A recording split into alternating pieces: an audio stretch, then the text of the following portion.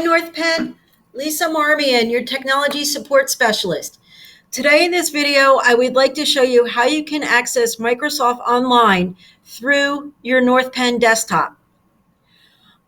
In order for this to work on your laptop, you would have to have a Google Files Stream installed. And all you have to do is Google how to install Google File Stream, and it should walk you through step by step.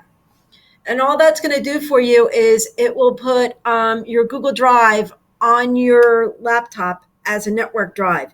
So you'll be able to access it through the network drive as opposed to having to go out to Google. And you're going to see that as we go through this.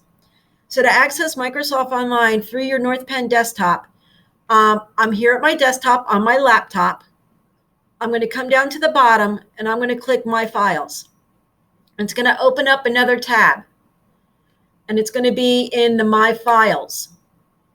So as you can see, underneath My Files, you have a ClassLink drive, a school network drive, and a Google Drive. If you do not see your Google Drive here, click on Manage. You will see Manage Services, and you will see your Google Drive. If it has a gray Connect button, or if it says Connect, click on Connect, and that will put your Google Drive here. It means that it's connecting your Google Drive to the ClassLink My Files. If your Google Drive is already connected, it's going to look like mine. It will have a check mark and it will have disconnect, and you don't have to do anything. So let's go back to My Files. So under the ClassLink Drive, there's a folder called My Documents. You have to be in My Documents in order to access Microsoft Online. This is where Microsoft Online lives. So once you're in the My Documents folder, if you click on New, you can see you can create a Word document, a spreadsheet, and a PowerPoint. Now, if you have those troubled Microsoft Office files out on your Google Drive, that when you try to open them using Google, the formatting either gets lost or your animations get lost. And the same thing happens when you try to convert them either into a Google Doc or into a Google Slide. What you can do is use Microsoft Online through your North Penn desktop as another tool to see if it will keep that formatting and animation for you.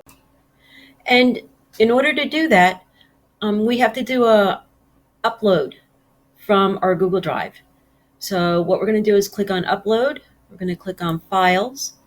From my laptop, it's going to default to all my folders and my drives that I have on my laptop.